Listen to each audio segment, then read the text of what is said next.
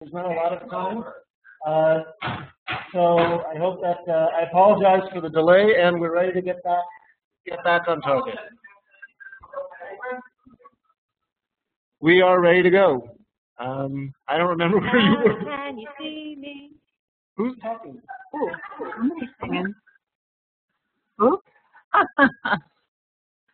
I've lost everybody. I muted myself, but I'm still here. We're really ready to start. Okay. Yes. I will pick up the thread. All right. So welcome back.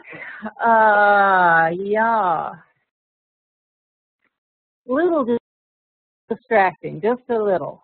But let's pick up where we were. So we were talking about, we're on Buddhism, number one. We're talking about the religious leaders in Buddhism, which is the monks. And I'm talking about what their duties and functions are within the whole system of Buddhism. And so I was just picking up on a fourth duty, which is to say the duty to perform certain rituals. That's, I think, the last words that I had before it all blew up. So on the subject of rituals, in most religions, maybe there's some exceptions, I don't know, but I have the impression that ritual is a normal part of life. It's actually a very odd thing in Buddhism because the Buddha himself was very anti-ritual.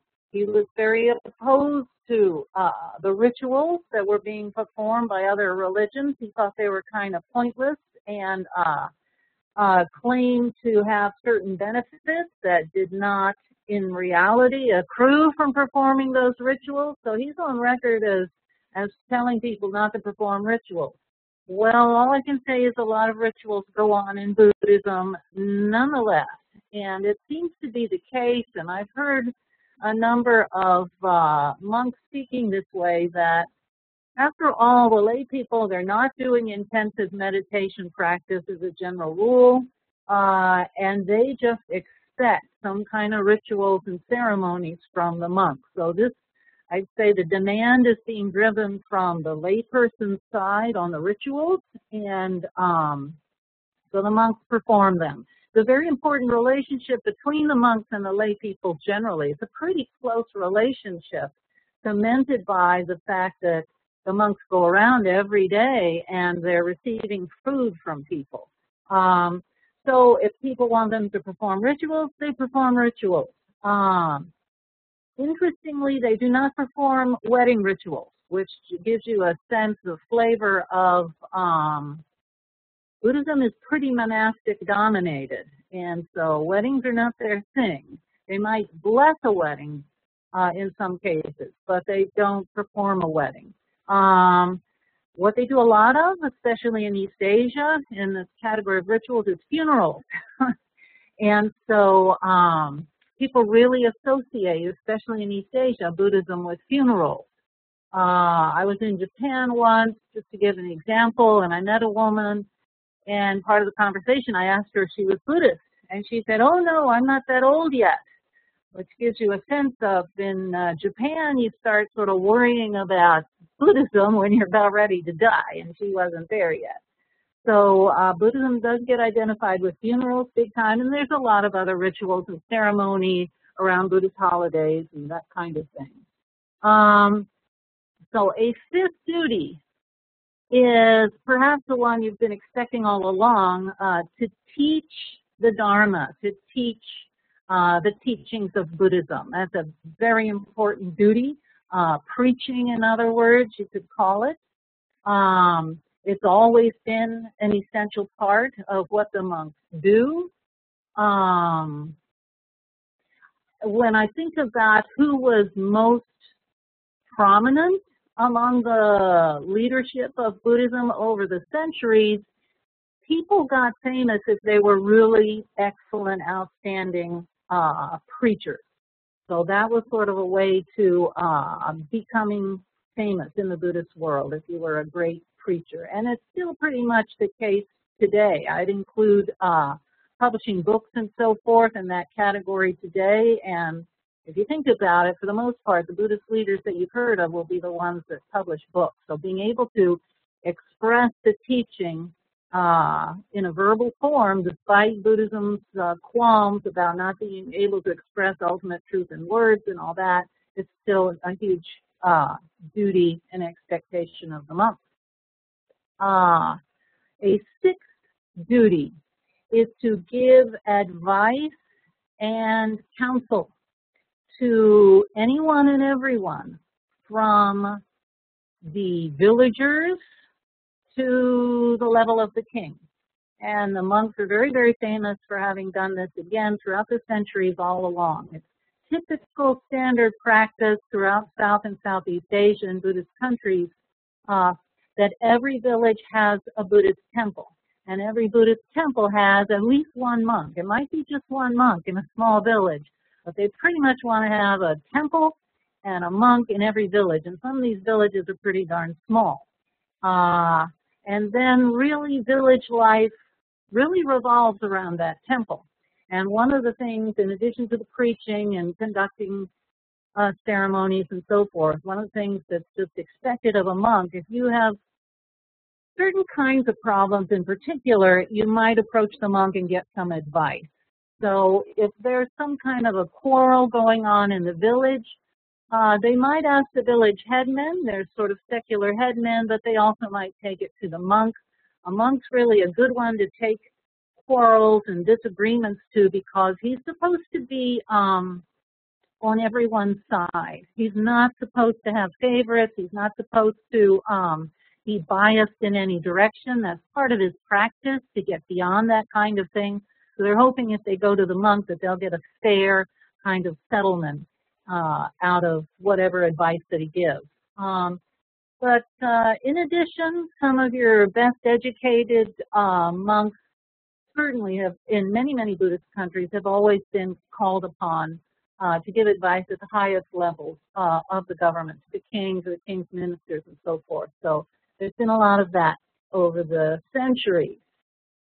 Another duty or function of the monks is to teach meditation. Maybe you're expecting that one all along. It's pretty far down on the list, because really, generally speaking, in Buddhism, until you get to the 20th century, there are some reform movements that changed this. But for the rest of Buddhist history, lay people have not been all that interested in meditation, as I was saying earlier. Lay people's practice, for the most part, is to follow the precepts of the lay people and to give to the monks. And that's the core of their practice. So they don't practice a lot of meditation. But for the odd person who wants to learn how to practice, well, certainly you go to the monks and they'll show you. Losing track of my numbers, but I think it's number 8 that I'm on. An 8th duty or function of the monks is to engage in helpful service, kind service, in a practical sense. And the number one service the monks have always performed in Buddhist countries is medical services, or healing of physical and mental ailments. This goes all the way back to the Buddha. The Buddha is called the great physician, the great doctor, who cures the ailments, the ills of humankind. So that's on a spiritual level, but at the same time, the Buddha did, and it's recorded that the Buddha nursed with his own hands one of his disciples who became very disgustingly sick in some way. He was so disgustingly sick that none of the other monks wanted to take care of this sick monk. So the Buddha said, I'll do it. And he went in there and took care of this very, very sick monk. And so this became just a standard practice among the monks throughout Asia. And of course, we're not talking modern medicine, but the kinds of traditional medicines that they had, really the Buddhist monks were the main ones performing that service. And of course, anything that they do, whether it's teaching the Dharma or giving advice or providing medical care, they always do for free. You never ever pay a monk for services. So that's done really as a service to society. I'll mention another service. that comes to mind. Another service is, it's typical in Southeast Asia for, I don't know how long this has been going on, but it's a big deal in modern Theravada Buddhism for boys who live in the countryside, in rural areas where there's a lot of poverty. If they want to get more than a very primary education, they have to come to the cities to get access to school, but they cannot afford to live there. And so their parents will approach a monastery and ask the monks to look after these boys. So the boys will be maybe middle school and high school aged. And the parents ask if they'll look after these boys and take care of them and make sure they study and keep them out of trouble and all this kind of thing. And the monks will agree. And in return, again, there's no payment, but the boys will perform menial services, maybe washing up the dishes after a meal, doing laundry, that kind of thing. So it's a really important service that gets boys out of poverty. And so it's very, very much an important kind of social gift that the monks give. And I'll just mention, I met a monk in Thailand. It was pretty funny. He was no longer a monk, I should say. He was an ex-monk. And he was talking about when he was a monk, the reason he left the monkhood was because of these boys. He said he had 6 of these boys to take care of. And he said, you know, they're boys and they're always getting in trouble. And if they get in trouble, I get in trouble. And he said, if I wanted to have boys to run around and look after, I'd get married and have kids. I didn't, you know, become a monk to take care of somebody else's boys. So he quit. He was out of there. So it's a pretty demanding service, in fact, that they're performing. So that's various kinds of services to society that they do. I think I'm on the 9th point. Another function of the monks has been, certainly not all of them do this, but a minority will become missionaries.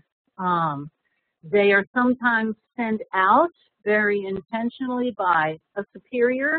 King Ashoka, a famous Indian king, sent out a lot of monks, and a lot of the spread of Buddhism comes from King Ashoka sending out these monks. An abbot of a monastery may send out monks, or monks may kind of send themselves out. If they want some adventure, they want to see the world, they'll just go someplace. And was quite a thing. The way that Buddhism got to China was monks just attached themselves to the caravans going along the Silk Road. If you know the Silk Road between India and China, the monks, you know, it's dangerous territory and all the rest of it. So the monks traveled along with these caravans, and they'd get to some place where there were some people. They'd just hop off and start learning the language, and before long they'd be preaching Buddhism. So that's been an important responsibility of the monks. That seems to be my list of duties and responsibilities that come to mind. So maybe I will stop here. I think it is a good place to stop. One other thing. Let me add a little tiny thing first. What I've been outlining so far is based on the model, especially of Theravada Buddhism in South and Southeast Asia. Let me add just 3 other duties that come up a lot in East Asia, the Far East, by which I mean Mahayana territory, China, Korea, Japan, Vietnam. It's a big split in the Buddhist world. So in East Asia, a big thing that was also expected of the monks was to show support of the government. So there gets to be all kinds of issues, especially in connection with China and Japan, of the relationship between church and, well, Buddhist order and the state. But the monks were expected to perform rituals on various important state occasions and show their support and supposedly earn good karma, merit for the state, and so forth. But in addition to that, the government, China and Japan, probably Korea as well, often used the monks for international diplomatic purposes. And Buddhism kind of fulfilled this role quite a bit in Asia because it's one thing that connects Asia together from country to country. They share Buddhism and they know what Buddhist monks are. And in addition, the monks often tend to be the best educated people in the societies for centuries throughout a lot of Asia. So if you get particularly well-educated monks, maybe from a high-class background, these will be the monks that get sent abroad on various kinds of diplomatic missions. And that's been done quite a lot from centuries ago, certainly into the 20th century. That's still been going on. Second duty in East Asia, as I was just mentioning, in East Asia it's very clear that the monks are the best educated people. So they run little schools, in fact, in the monasteries. In Japan they're called terakoya, and the village children come to these schools in the monasteries, and they're taught the rudiments of reading, writing, and arithmetic kind of thing, a little bit about Buddhism, and sent on their way. So basic educational duties coming from the monks.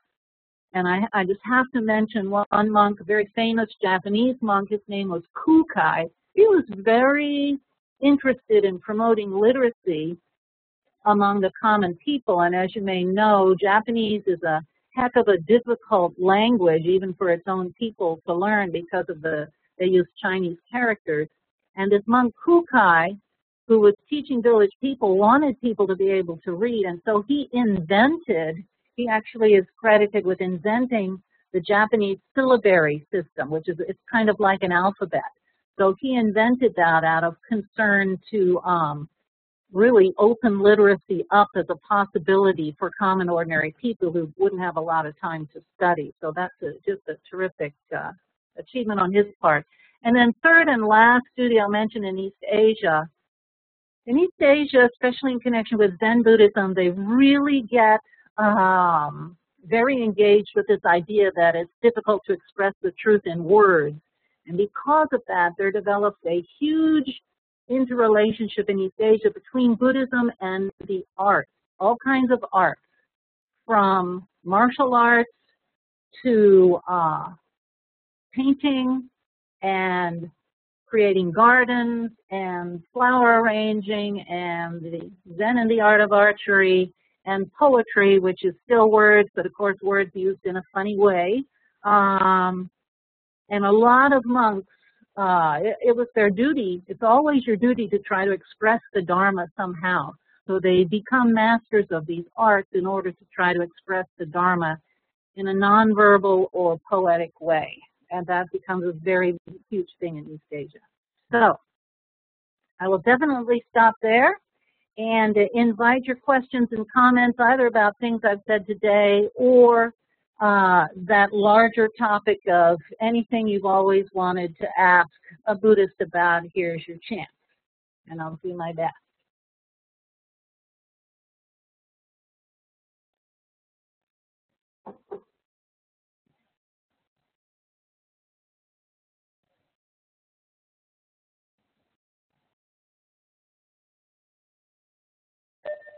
Hi, Sallie. Hi, Ella. So what was I going to ask? Oh, right. So with regards to, so we talked a little bit about what somebody would do in order to become a monk. You know, going to the monastery and doing the whole prostration thing outside and all that stuff. And then today you mentioned parents bringing boys to the monastery to be looked after.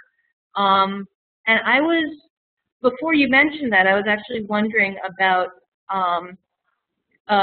children monks, and if children become monks, and if that's always of their volition, or if parents actually send their boys to monasteries not just to be looked after, but actually to become monks.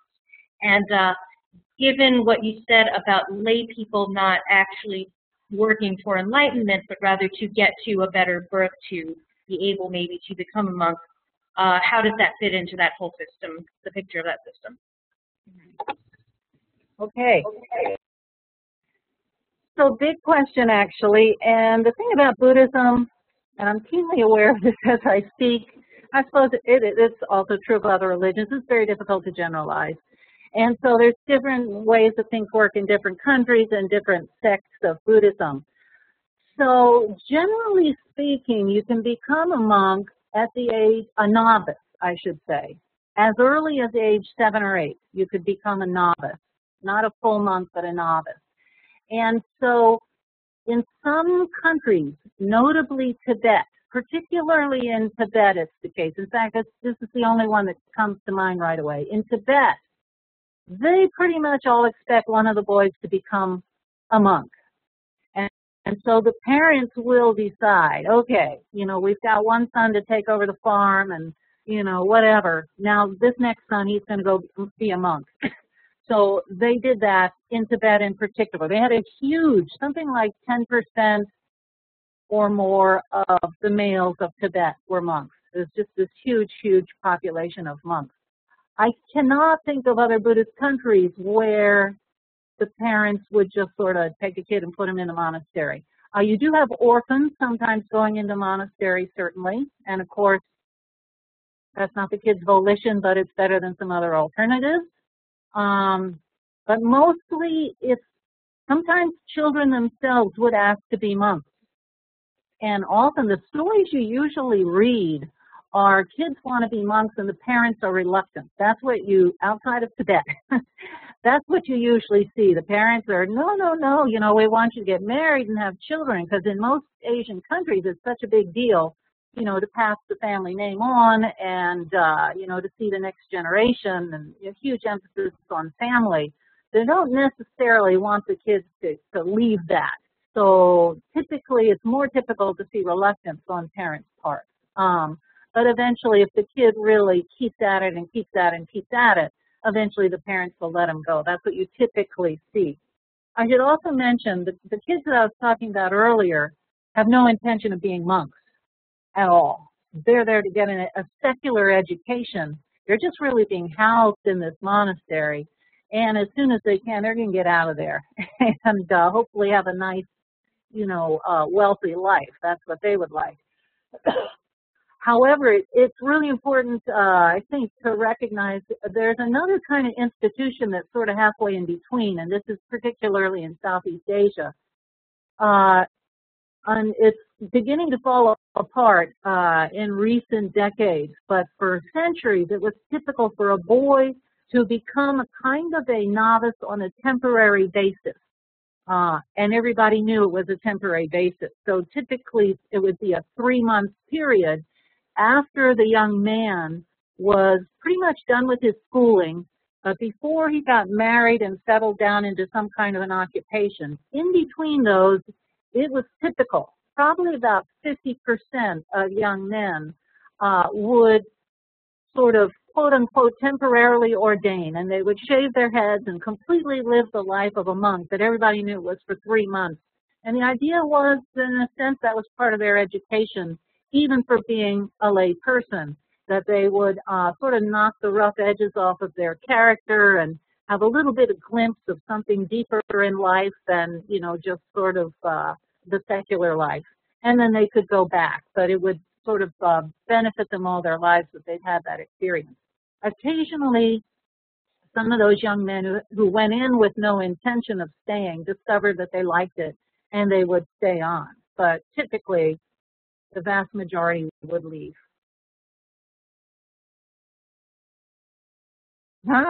Nice, Gala.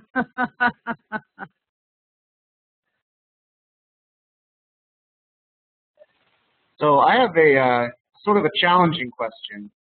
Something that has disturbed me when I've heard accounts of Buddhism in the past, and both from the article that we read and also from things that you didn't say expressly, but were sort of in the subtext of some of the things you said.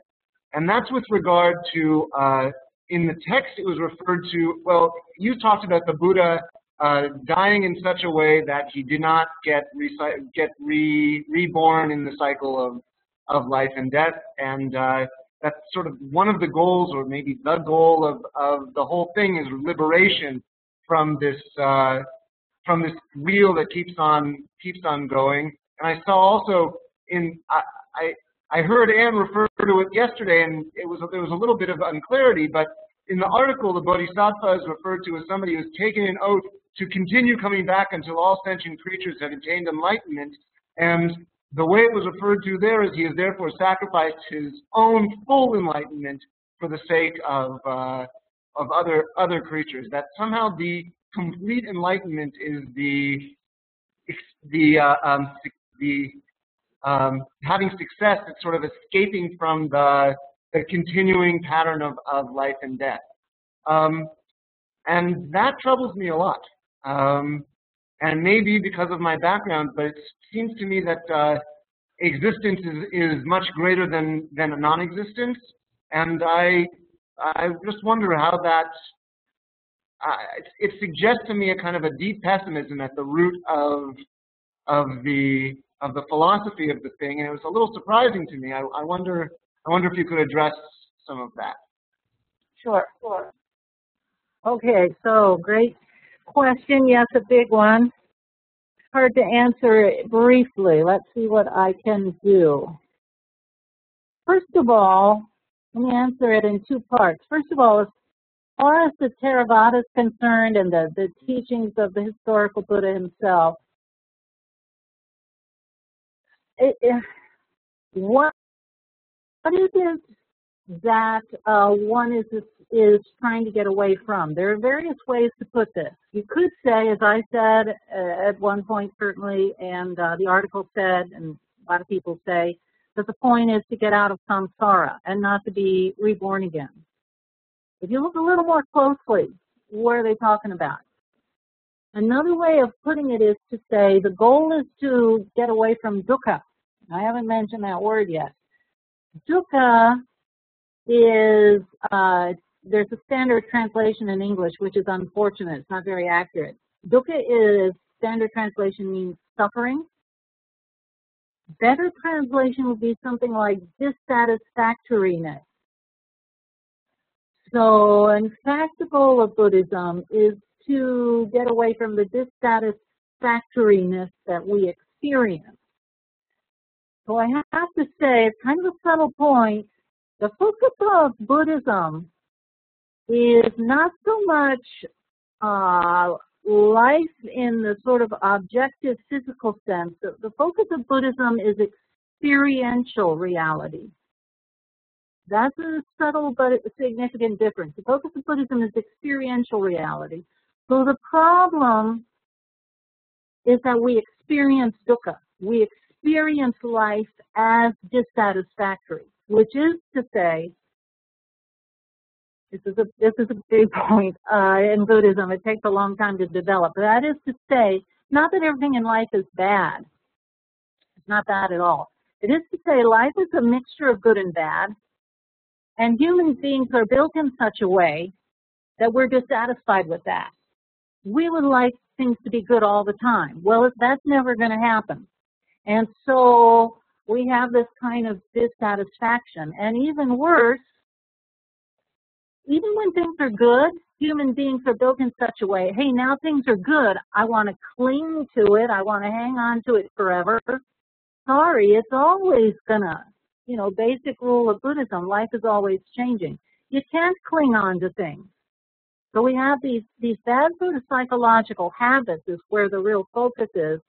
We want to push away the bad stuff. Well, tough luck because it keeps coming at you. We want to cling to the good stuff. Well, tough luck because it's slipping through your fingers all the time. Even when we're experiencing good stuff, after a while, if it kept going on the same way, we would get bored with it, right? So, typical sort of American billionaire, they can be really depressed. What is there left to look for in life kind of thing.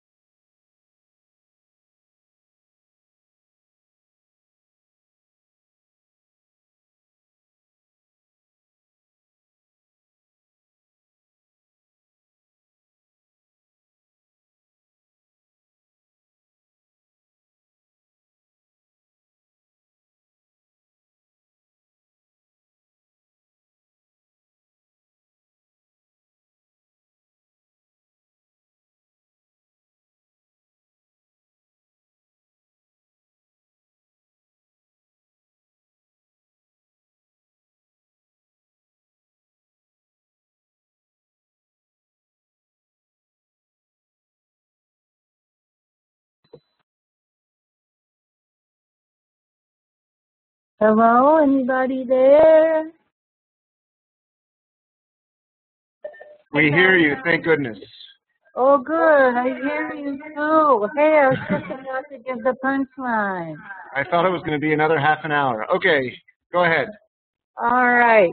So what I was trying to say was, the focus isn't so much life is a bummer. The focus is human psychology, human state of being. There's something in us that makes us be kind of messed up. And the focus is really on fixing that. So in a lot of ways, this whole focus on, not coming back to samsara. What is samsara? It is not planet Earth. Samsara is life experienced as a trap, life experienced as dukkha, dissatisfactory, life experienced as greed, hatred, and delusion. That's all the stuff you're trying to get away from. And so that's part of the answer. That's part one of the answer. Part two of the answer is Mahayana Buddhism develops. And so the kind of thing you're concerned about comes across more in Theravada language. When Mahayana language develops, they're not talking that way anymore. Part of it is this bodhisattva vow, but it's difficult to explain, but Buddhism becomes much more non-dualistic in Mahayana Buddhism. There's still a little dualism. Mostly Buddhism is non-dualistic all the way through. There's still a little dualism in Theravada between samsara and nirvana, and you've got your finger right on that point. In Mahayana Buddhism, they overcome that dualism actually entirely. And so the idea becomes nirvana is present right here and right now. If we can't see it and experiencing it, it's because of our own delusion. So again, we have to clear away our own delusion, and then we will experience nirvana right here and right now. But they even drop, for the most part. After they've come to that conclusion, they drop language of nirvana and samsara. They just don't even talk about it anymore. And they only talk about delusion, awakening, freedom from dukkha, that kind of language. So the issue you raise is a real one, a good one, an important one, but it's a kind of something that evolves in Buddhism. And it's very different, especially by the time you get to Zen. In East Asia, it's really kind of the pinnacle of non-dualism. And it's all about immediate present reality and how do you deal with it. And the Buddhism coming to the West, let me say, it's Zen Buddhism, it's Tibetan or Vajrayana Buddhism, and Theravada Buddhism. But the Theravada Buddhism, the form that it's coming to the West in, is completely about also the present moment and being fully alive and fully awake in the present moment. So the kinds of concerns that you have, I guess I could say other Buddhists have had it as well, and they've tweaked the language to change that.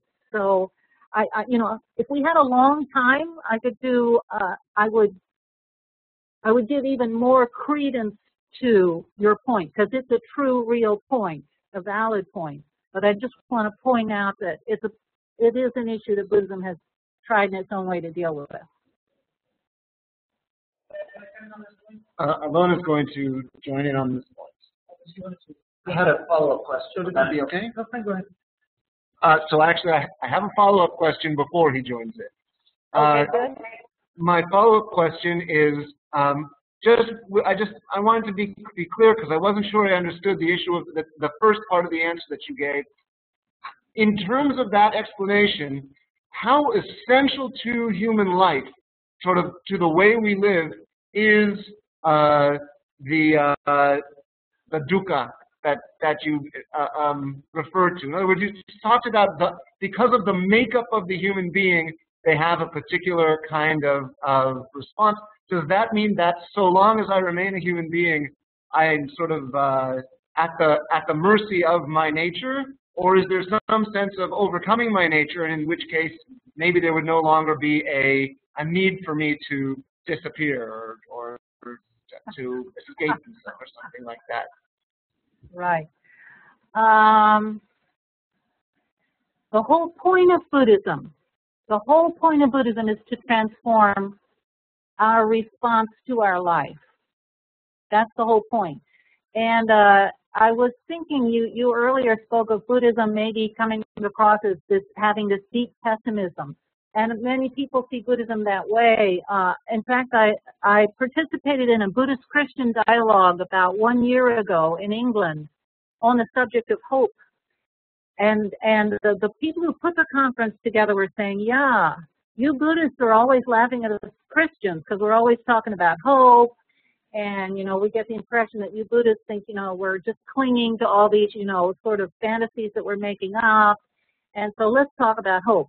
And so my whole talk about hope was, I think Buddhism is extremely full of hope. It is the opposite of pessimism, because the whole point of Buddhism is to transform ourselves on a very deep level, such that, well, after all, I should have mentioned this earlier, nirvana, even in the teachings of the Buddha, is attained in life. It is not something that is attained after you die. It's definitely not a place that you go to or anything like that. It is attained in life. So the whole point of Buddhism is to get out of dukkha and to live a sort of nirvanic experience in life. That's the whole point. So it's extremely hopeful. It's also, to me, another thing that adds to its hopefulness. It's extremely empowering because it gives us the tools with which we ourselves can deal with our own problems and transform ourselves without having to rely upon some other being who maybe will, maybe won't sort of help us out. We're empowered to take care of it for ourselves. So in effect, this first noble truth of Buddhism I mentioned the other day is dukkha, but Buddhism gets sort of this label of being pessimistic because they talk about dukkha a lot, but that's only naming the problem. It's in fact based on Ayurvedic medicine. Dukkha is the symptom, and as I mentioned earlier, the Buddha is the great physician who really helps us to cure our own illness, which is dukkha. So the whole point is the practice, which is the cure of the problem. The whole point is to get rid of the problem. And just let me add, the second thing I wanted to say about that, Buddhism is also very optimistic in the sense that the Buddha made it clear that, well, let's say, I'll refer back to what I said yesterday, that the human birth is a more precious birth than to be born as a god. Why? Because we are enlightenable beings. And he accepted men and women. He accepted all castes, all classes of society, sort of every walk of life. He was willing to empower people by these tools and this guidance to make this fundamental change in human psychology. And then when you get to Mahayana Buddhism, that whole very optimistic thread in Buddhism gets developed even further. They develop a really giant notion called Buddha nature, which says that every one of us has within us a little baby Buddha just waiting to sort of come out and show its cute little face. So it becomes extremely overtly optimistic at that point. But the basis of that idea is all present right from the beginning of the Buddha's teaching, as well as his practice in encouraging people from all walks of life to give it a try. So that's it. Thank you. Wonderful. Yep, good.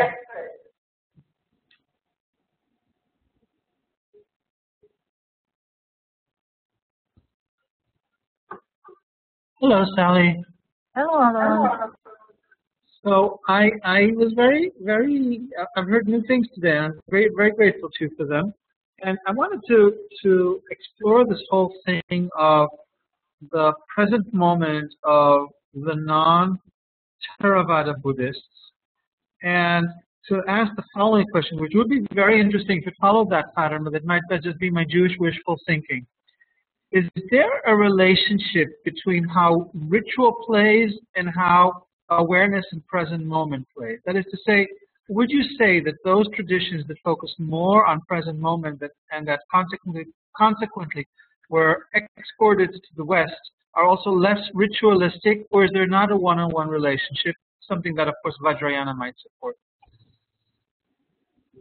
All right, I'm not sure I followed all that, but let me just start in on it and see if I go the right way. Okay? I think it's not quite as simple as as the relationship I think you're pointing to.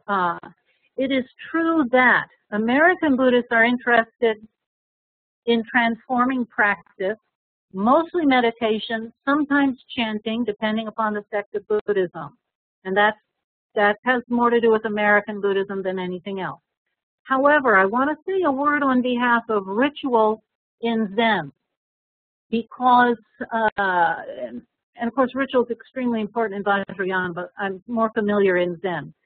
So ritual can have meditative qualities and transformative power in the Zen view. And a good example would be something like tea ceremony. If you're familiar with tea ceremony, and there's been some good writers. We're doing a tea ceremony on Sunday. That's part of our agenda, visiting Dharma Masters. Cool.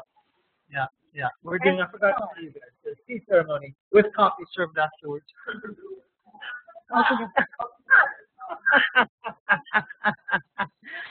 All right, so I participated in some tea ceremonies myself when I was in Japan, and I can tell you, I was terrified. I was totally terrified, because you walk in and you immediately feel like, you know, the bull in the china shop, because everything's so exquisite and perfect, and you realize, I don't know what's going on, and I'm just going to mess the whole thing up, and it's going to be a big, ugly disaster.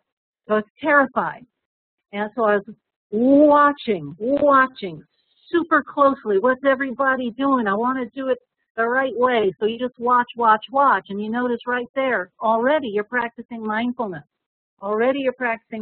Now, mindfulness is a form of meditation. It's basically 100% present moment awareness, right? You're not thinking about something else. You're not, whatever. You're not dreaming about the past or the future. You're 100% present.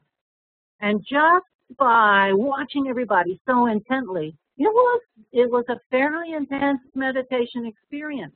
Now you think about, even if you're not terrified, if you're Japanese or something, you know what's going on. There's an awful lot to pay attention to. In a full-blown tea ceremony,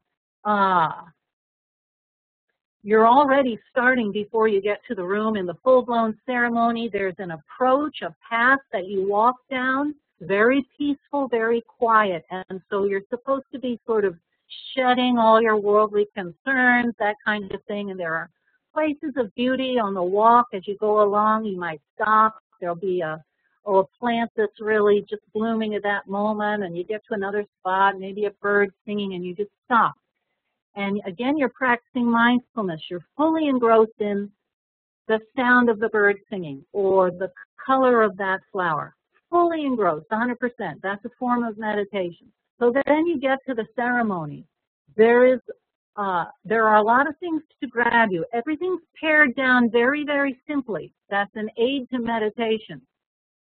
But what are you watching? Well, there's water boiling, and the steam comes up, and your attention gets drawn into the steam, right? And it becomes fascinating.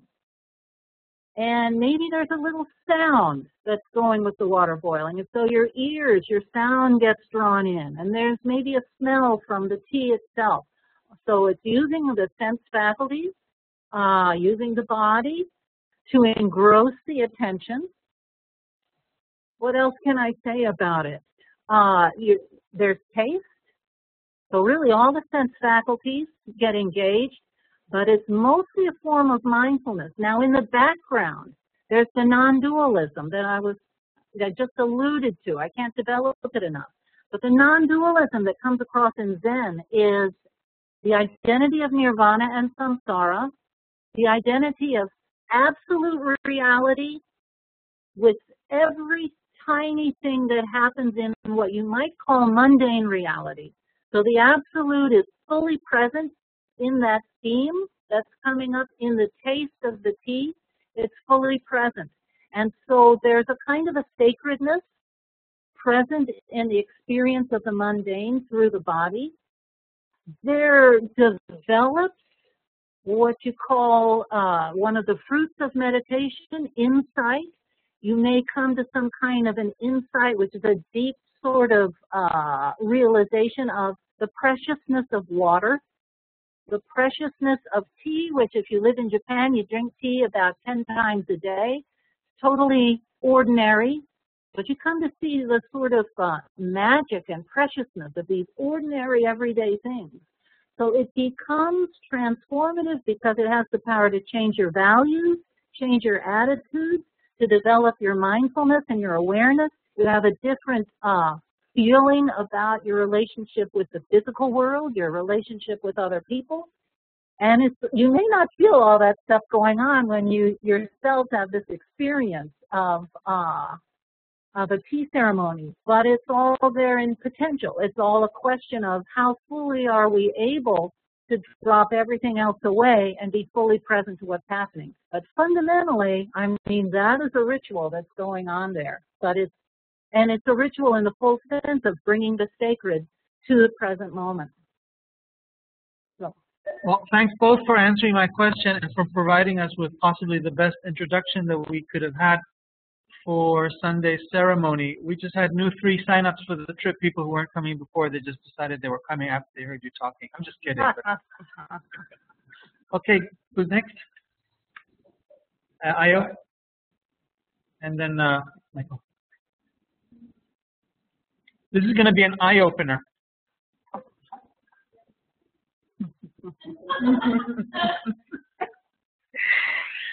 Sallie, would you mind talking about your experience as a Buddhist leader? You talked about monks and monastics, but there are also lay leaders, as you know. You're one of them, I'm one of them, and if you want to talk about that, I think that would be interesting. Thank you. Sure. I should have anticipated that. I didn't think about this, so what shall I say? For me, well, maybe you feel this way, maybe not. One of the difficulties, I think, to be a leader, and I think it would affect the monks as well as in fact, I know it affects monks as well as lay people, is there's this whole sense of, am I qualified or not? Because as you've noticed, what really qualifies, well, if you're not a monk in particular, so I'm not going to qualify myself by practicing 227 precepts, but I do have to take good care that I'm practicing the 5 precepts for lay people pretty well. That's a constant challenge that I have to bring myself up to. But more difficult is, do I have sufficient wisdom? Do I have sufficient insight? Because really the authority of a teacher in Buddhism, it really comes from experiential knowledge. And who the heck is ever going to feel like they have enough experiential knowledge? I mean, you just don't feel like you have it. Whoops. Were you going to ask something else, or you just came here? I can keep talking if you like. No, please keep talking. I just had a follow-up. You mentioned the 5 precepts, but I don't know if everyone knows what those 5 precepts are. Okay, so let me say, I'll just say a word on the 5 precepts. And it's really heavily stressed, I think particularly in the Theravada tradition. The short version of the 5 precepts is not to kill, not to steal, not to lie, not to engage in inappropriate sexual activity, and not to take intoxicants into your body. Well, that's kind of in a way the minimum standard. But in fact, the precepts go on from there because ultimately, obviously, not to kill is kind of the lowest end of a spectrum. Ultimately, you're trying to develop a sense of the infinite preciousness of all life and to help to foster and to give to life. That's part of the precept as well. So the precepts are open-ended, how thoroughly you sort of manifest them. not to steal. The other side of that is to be generous. Well, you can be infinitely generous. You can always be more generous. So those are a constant challenge. But I was talking about there's also the constant challenge of, do I really understand Buddhism deeply enough? Do I understand truth deeply enough? And well, nobody does. Maybe some people do, but they're few and far between. And so to feel qualified is very difficult. And you have to find some way to make peace with that. And basically my way of making peace with that is, I wish there was somebody better in this small town where I live. But, you know, I lived here a bunch of years and nobody was sharing the Dharma. And so I just came to feel that I didn't want the Shenandoah Valley to be without the Dharma being shared. And so I shared as best I can. And that's about all I can do. And I hope every day that somebody better comes along. And I hope you don't think I suffer from low self-esteem. I don't. But, you know, we're talking about infinite, hugely profound truth. And we're trying to help people to find their way there. So part of making peace with it is, I know if someone were to approach me with a particularly difficult issue, I can introduce them to someone else who's more advanced than me. And so, you know, I take some comfort from that. But I think that's an issue. And I'll just mention one other issue. I think it's particularly an issue in a lot of mindfulness and insight meditation and Theravada centers, like I know you're also involved with, Ayo, and so am I. I haven't resolved this question yet, because one of the things about Buddhism, it's a religion, and it can be a full religion. But a lot of Americans are practicing mindfulness while maintaining their identity as Jews or Christians or atheists or whatever. They may or may not want the whole package. Typically, I would say in any group that comes together to practice mindfulness, some people really want the full Buddhist package, and some people don't. They just want to practice mindfulness and maybe develop metta, loving kindness, that sort of thing. They don't want to hear it about all this stuff about, you know, karma and many lives and all the rest of it. And so there's a lot of judgment calls to be made, and I think the whole insight meditation world is trying to find the correct balance there. And I'll just mention, I have attended for a long time in Charlottesville, Virginia, which is close to me, and their approach was they do a meditation sitting first, where whatever your level of interest, everybody's interested in that. And then a lot of people get up and leave, and after they leave, they go on and do a Dharma talk, a talk sort of based on the Buddhist teachings. And so maybe that's a good way to handle it. So that's an issue. So that's what I have to say about it. So Ayo, what's your response? What are your thoughts? So on one level, I just want to say thank you for stepping up and stepping into a situation that is not the most pleasant for you, because it's, you know, it is difficult to meet people's needs and not feel prepared or trained properly. Also, I have a question. I just want to ask you, are you familiar with community Dharma leaders? I am. Okay, all right. So I'll just, and then do people come to you for instruction on meditation? Because you talked about the role of the monk, but also it's the case for lay leaders too, that sometimes people come to us for instruction on meditation. And is that something that you do in your Sangha? Oh, that's the basic thing that we do. Our arrangement. Oops. Did you turn off your sound, Ayo? Yeah, the format, and actually I'm under the guidance of one of the teachers in the Insight Meditation community in California.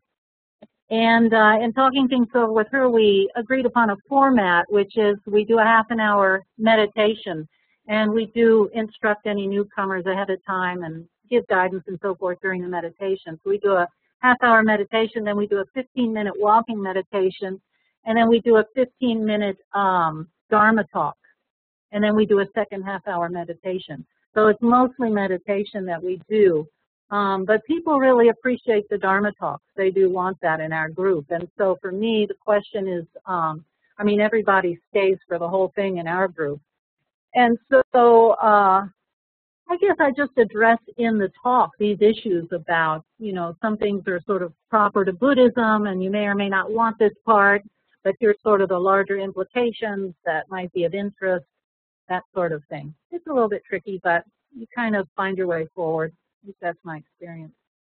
And let me just say, I don't want to have given you the wrong impression. I mean, I do feel as prepared as many people for this role. I just think the way Buddhism is set up, you know, ideally the teacher would be fully enlightened. That's what I'm saying. And very few people are or are regarded as. And so, in fact, one of the things, my husband and I co-teach this group, one of the things we did first and we repeat is, you know, we make no claims to that kind of thing. And I think that's important to say. Thank you. Yep.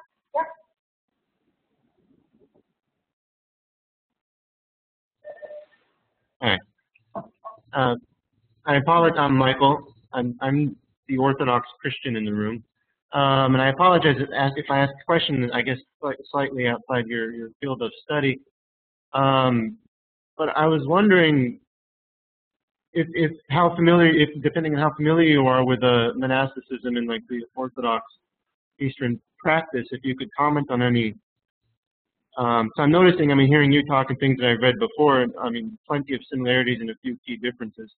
And I'm wondering if you can comment on, if you know much enough about it, to comment on some of the key similarities or key differences as you see them. Okay. You might want to turn the sound off so it doesn't echo.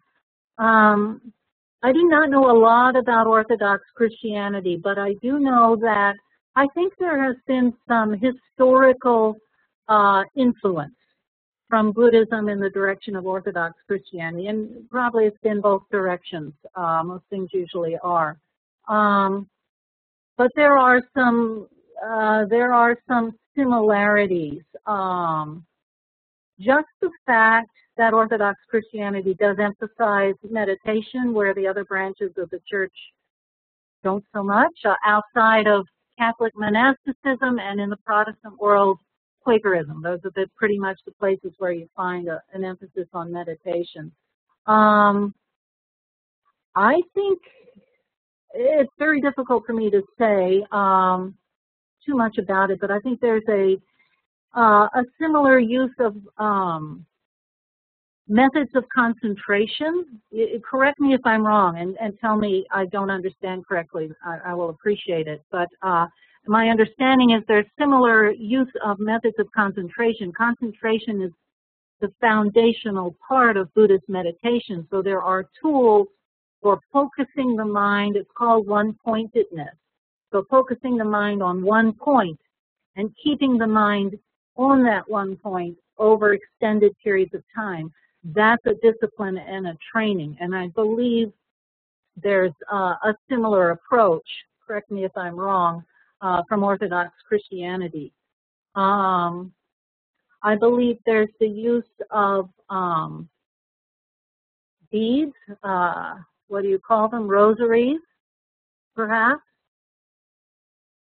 I can't say much more than that, but I do think that there is a historical influence. So maybe you could say a word about what you see as some of the similarities. I think we'd all like to hear that. Thank you. No cheese on the pizza. No cheese on the pizza, yes. Well, I mean, hearing you talk and the things that I read before, I mean, there are a number, especially like you keep mentioning mindfulness. I know the monastic fathers frequently talk about collecting one's thoughts is usually the phrase used, but it's a very similar concept. But the key Greek word is that describes Orthodox monasticism is often Hezekiah, which is translated as stillness, and that's often the pursuit in the meditation, or the very, from what it sounds like, very shared psychosomatic practices, especially focusing on one point, both in mind and in body. That Hezekiah stillness is held out as the what one is seeking to attain, I suppose. Interesting. You might want to turn your sound off, but you've somehow reminded me of another practice that I think is similar, if I understand it. I believe the Orthodox tradition uses the Jesus prayer quite a bit. It reminds me a little bit of the koan in the Zen practice, in the sense that there are a few words in the Jesus prayer and a few words in the koan. And you're meditating on them, but it's not like you're thinking about it at all. It's on a whole different level of the mind. And ultimately, in Zen, and I believe this is true also in Orthodox Christianity, in Zen, the koan, it becomes a part of you. And as you go through your life and you're going to the stores or you're taking care of whatever your business is, this koan is revolving around in the back of your mind. It's sort of always with you. You wake up and first thing it's there in your mind. You're drifting off to sleep, the koan's seeing itself in the back of your mind, something like that. So the koan, some level of your mind is processing it all the time. And then one day some little trivial thing may happen and all of a sudden there's a shift in your mind and you have a new insight or you are changed somehow. And I believe there's some similarity with the Jesus prayer. There may be some other sort of short sets of words that you meditate on, but the point I'm focusing on is the way that it's always with you. It's not like you just meditate for half an hour and then you get up and you're done meditating. It's with you all day, and it becomes a part of you. And it's transformative on such a deep subconscious level, it's hard to even know what's going on. Yeah, that is a very one of the main practices is the recitation of the Jesus prayer to attain what's a phrase from the New Testament, ceaseless prayer, that it becomes part of your inward being and something that you no longer, in a sense, need to practice actively, although you still do, but it becomes part of your inward being. Is there an equivalent concept to ceaseless prayer in Buddhism? Which you could say, I would very much like it. Alone is asking. Yes, well, I can't think of any word for it, but it's the same practice that the phrase that I know is you're always working on your koan. But that's not even quite it, because the koan's really working on you. So I don't know a phrase for it, but I think it's a similar kind of a spiritual dynamic that we're talking about. Very interesting. I'm really glad you brought that up. I look forward to talking about that some more. That's really very interesting. Thank you.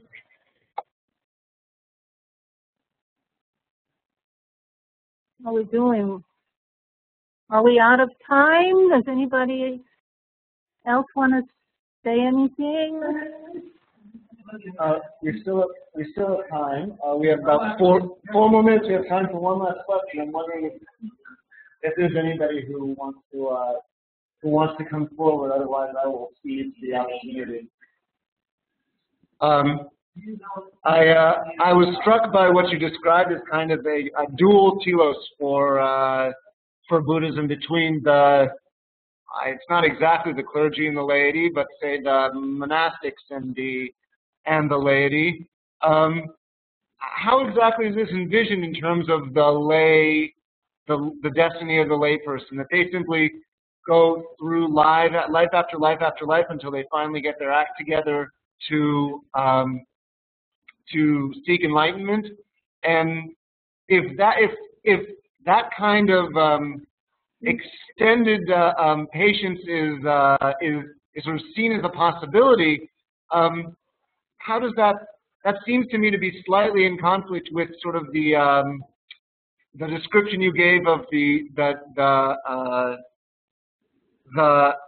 disadvantages of being born as a god in terms of the length of the lifetime. I kind of understood that one lifetime was sort of the amount of time you got before you had to start all over again. So I wonder if you could discuss that. Well, as far as the start all over again, you're not really starting all over again because you've used up a certain amount of karma, but everything you do is planting karmic seeds. So there's plenty more karma to play out. But to your main question about the lay people and the dual telos kind of thing, the Buddha was all about going for the gold, achieve nirvana.